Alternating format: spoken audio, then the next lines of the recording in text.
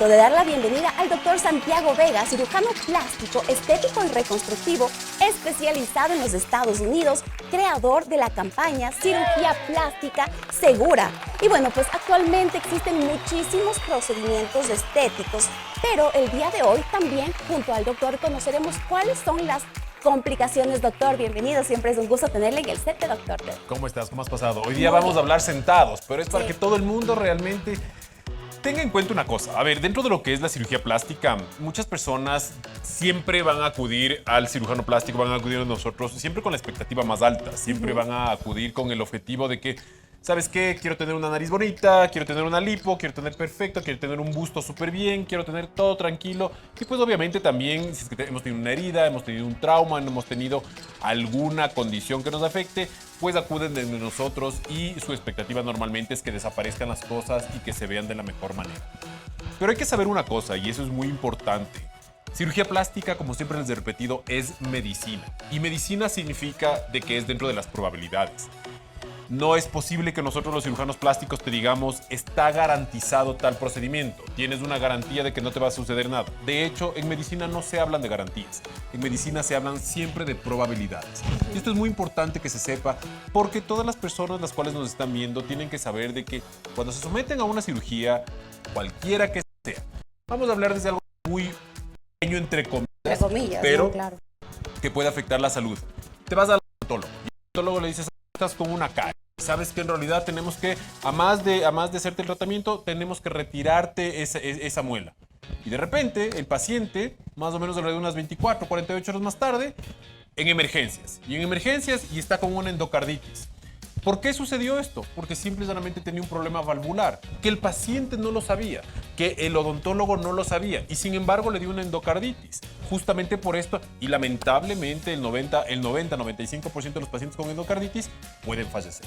Entonces es importante saber esto. ¿Y por qué les pongo este ejemplo? Porque en muchas ocasiones el paciente piensa que, como les digo, el rato que acuden a cirugía plástica no va a pasar absolutamente nada. Hay que tener en cuenta una cosa. Por ejemplo, hablemos nosotros de una abdominoplastia, hablemos nosotros de un relleno de labios como estoy viendo, de justamente las cicatrices que tenemos. Hay que tener en cuenta que justamente cada uno de estos pacientes pues acudieron a los cirujanos o al personal de salud, entre comillas, que estaban ofreciendo algo estético y que querían tratar de mejorar su apariencia. Pues sí, es verdad, pero también se tiene que tener muchísimo en cuenta qué son los productos, cuáles son los tratamientos quirúrgicos, cuáles son las técnicas de reconstrucción que se tienen que utilizar, y por eso nuestra rama es cirugía plástica, estética y reconstructiva, porque nosotros tenemos que tener nuestro entrenamiento siempre en la parte reconstructiva para poder obtener un fin estético. Eso es muy importante saberlo. Por eso es que cada uno de los pacientes, cuando acude a la consulta, siempre que te preguntan y te dicen, voy a tener la garantía de que me va a salir bien, lo primerito que se tiene que decir ahí es, no vas a tener garantías, vas a tener probabilidades. Y por eso se hacen los exámenes pertinentes antes de la cirugía, se hacen los chequeos cardiológicos. En la actualidad, pues tenemos que hacer COVID. A pesar de que por ahí ya se anda decretando de que ya no hay COVID, no es eso. Es que tenemos que nosotros tener el cuidado suficiente con todos nuestros pacientes para poder evitar las complicaciones. Y si es que estas se presentan, pues justamente poder tener nosotros el momento adecuado para poder manejar cada una de ellas, ¿no? Doctor, hablábamos de mucha tendencia en cuanto a cirugía plástica. Unas podrán ser quizás, como usted lo dice, más fáciles, más sencillas, y otras podrán tener muchísimas más complicaciones. Pero ¿de qué complicaciones estamos hablando cuando nos dirigimos a la cirugía plástica? Correcto, perfecto. Por ejemplo, ustedes están viendo en este momento ahorita heridas en las cuales los pacientes han acudido realmente muy evidentemente a lugares en donde no son certificados, no han sido de cirujanos plásticos, muy probablemente les colocaron algún tipo de sustancia, tradicionalmente biopolímeros, en los cuales están tratando de mejorar esos glúteos, tratar de mejorar esa apariencia de las piernas, y pues por supuesto, como ustedes observan, tienen esas ulceraciones, esas necrosis o muerte de la piel, en las cuales está causando una infección, una inflamación crónica, y pues posterior a eso tendremos que nosotros realizar cirugías de cobertura, cirugías de colgajos, cirugías de poder permitir y reconstruir completamente al paciente. Entonces, en ese sentido, pues tendremos que nosotros indicarle al paciente que si es que hablamos de biopolímeros, los biopolímeros primero es una práctica la cual no se la debe utilizar, no se la debe realizar a los pacientes. Por favor, esto es muy importante que las personas sepan. cuando hablan ustedes de rellenos artificiales. El único relleno artificial aprobado para poder hacer eso es ácido hialurónico. Primero, el ácido hialurónico, para que todas las personas que ustedes nos están viendo sepan, vienen dos presentaciones. En carga de 1 centímetro cúbico o de 2 centímetros cúbicos. No viene de nada más. Eso es muy importante que ustedes sepan. ¿Por qué? Porque en muchas ocasiones les dicen estos malos profesionales o estas personas que se están haciendo pasar por cirujanos plásticos, te estoy inyectando ácido hialurónico. Y lo primero que hacen es sacan un galón, sacan un litro, sacan una ampolla. Ya debemos dudar. Ahí tenemos que dudarlo inmediatamente. Perfecto. Y segundo tip que les puedo dar al respecto del ácido hialurónico, todo ácido hialurónico en el país y en el mundo entero tiene una matrícula. Esa matrícula está la referencia, está cuando fue hecho, está un número de serie y eso siempre se lo tiene que entregar al paciente para que el paciente sepa lo que tiene dentro. Es muy importante. Y la otra, pues se queda en el historial clínico del paciente. Doctor, algo que me parece realmente importante es que el paciente cuando, le da la confianza a un médico cirujano de poder reconstruir o poder crear algo nuevo, algo diferente, pues que haga todas las preguntas. Así es. Porque debemos tener esa confianza, esa seguridad de que estamos tratando con un médico que tenga su ética profesional, por supuesto, y que obviamente no vaya a quizás inyectarnos otra sustancia que pueda poner en juego nuestra vida.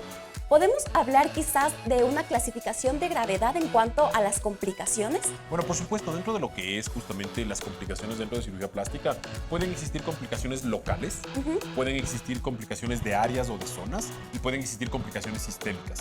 3 clasificaciones bastante sencillas en las cuales cuando hablamos de locales significa en la herida que puede suceder algún proceso inflamatorio, infeccioso y hasta de muerte del tejido ocasionado por una tensión, por un problema vascular. Aquí se tiene que tomar muy en cuenta las distintas enfermedades que el paciente puede tener para justamente poder prevenirle al paciente que si es que va a suceder esto o que si es que pensamos en tal complicación, tendremos nosotros la capacidad de poder solucionarlo. Cuando hablamos nosotros de regionales, por ejemplo, como lo que ustedes están viendo en este momento, en esa pierna, en ese abdomen, en ese ojo, en el cual ya son zonas más grandes, áreas más grandes que están comprometiéndose, que aquí puede ser un hematoma, ese hematoma es decir, un sangrado interno, el cual tiene que ser drenado posteriormente, que si es que existe una presión muy grande puede existir muerte del tejido, sí, lamentablemente puede existir muerte del tejido, que si es que no se ha hecho un drenaje apropiado de ese hematoma, pueden existir infecciones, por supuesto que pueden existir infecciones, y pues el momento en el cual suceden esto que están mencionando ustedes, que son las dehiscencias o separación de las heridas, separación de las suturas ocasionados por el proceso infeccioso, por el proceso inflamatorio o por el proceso de un hematoma. Esto justamente se puede dar porque hoy por hoy se utiliza muchísimo estos hilos que son reabsorbentes. A ver, el hilo reabsorbible y el hilo no reabsorbible dentro de medicina y dentro de lo que es cirugía se utiliza siempre, se ha utilizado siempre. ¿En qué ha evolucionado un poco esto? En el que nosotros en cirugía plástica tenemos la oportunidad de utilizar hilos reabsorbibles en la parte más externa de la piel para poder permitir que exista una unión mucho más simétrica, más adecuada, más disimulable. Por consiguiente, estimulamos que la cicatriz sea mucho mejor.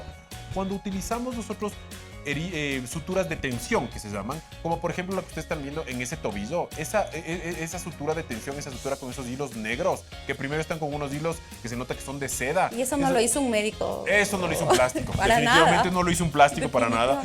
Aquí hubo mucha tensión y lamentablemente se murió el tejido y ahora está cicatrizando, por eso tiene ese tejido rojizo que se llama de granulación, que tendremos que nosotros curarlo hasta el momento en que se epitelice o se cubra por la piel o en su defecto inclusive a veces tendremos que incurrir nosotros en realizar injertos locales, como el que están viendo ustedes en este momento, ese injerto que está en esa zona para poder permitir darle una cobertura. Ahora, ¿qué es importante que ustedes sepan? Lo que se está viendo ahorita todo moreteado, todo negruzco, todo realmente alterado, es ya realmente la necrosis de un colgajo.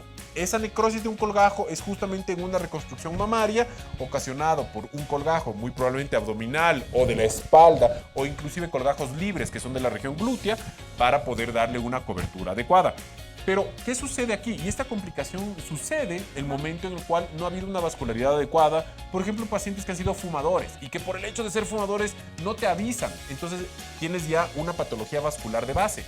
En la pierna, por ejemplo, que tenemos nosotros ese problema. Ese problema es muy probablemente de un trauma en el cual tuvo esa herida que ha estado cubierta con un injerto, que el injerto no ha pegado, que se ha necrosado el injerto y a su vez ha hinchado tanto que lastimosamente al haber un rechazo justamente del injerto, pues hubo la muerte, la tensión de las heridas y pues por consiguiente se abren.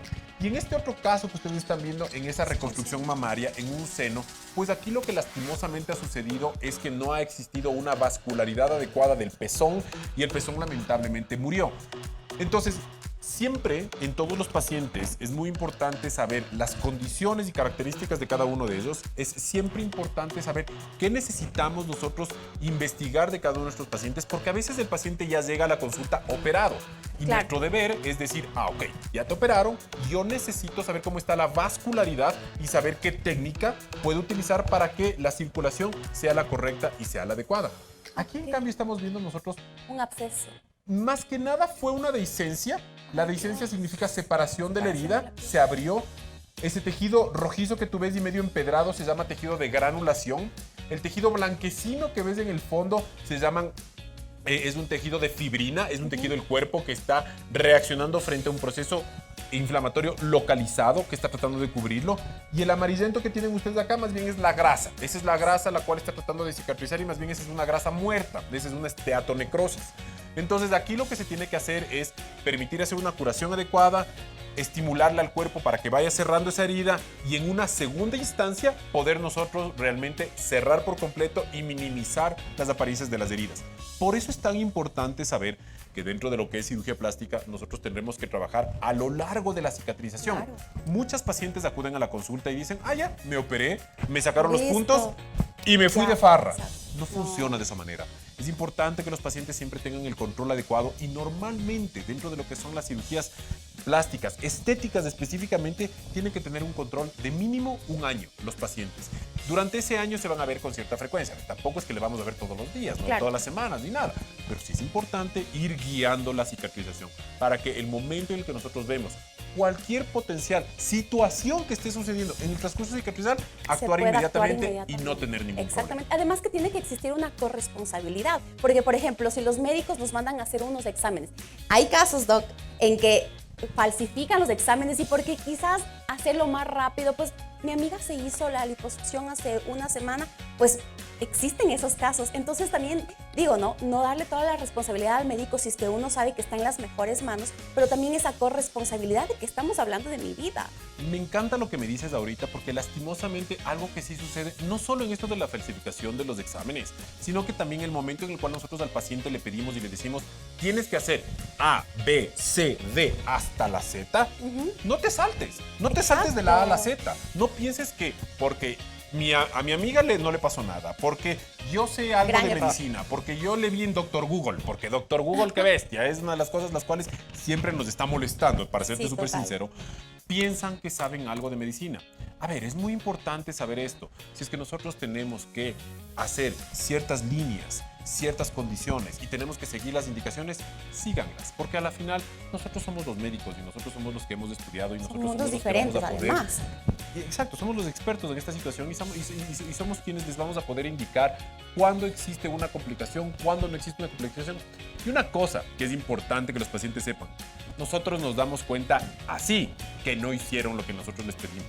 La medicina no miente, no puede mentir. Es realmente una de las condiciones y una de las carreras en las cuales la mentira no existe. Es verdad. Entonces, es muy importante que el paciente sepa eso, porque el momento en el que nos están diciendo, yo hice tal cosa, tal como me dijo, ABCD, y nosotros les examinamos, usted ya lo sabe. Ya sabemos que no lo hicieron. ¿Cómo lo podemos localizar en redes sociales y también para realizar una cita con usted? Por supuesto, todas las personas que necesitan pueden localizarme en las torres médicas del Hospital Metropolitano, en la Torre 3, Consultorio 104. Pueden llamarme al 322-0094 o al 0999-560-237. Pueden buscarme, por favor, en redes sociales como Dr. Santiago Vega, Cirugía Plástica Segura en todas mis redes sociales y pueden verme, entrar a quirófano conmigo en YouTube tranquilamente como Dr. Santiago Vega, Cirugía Plástica Segura.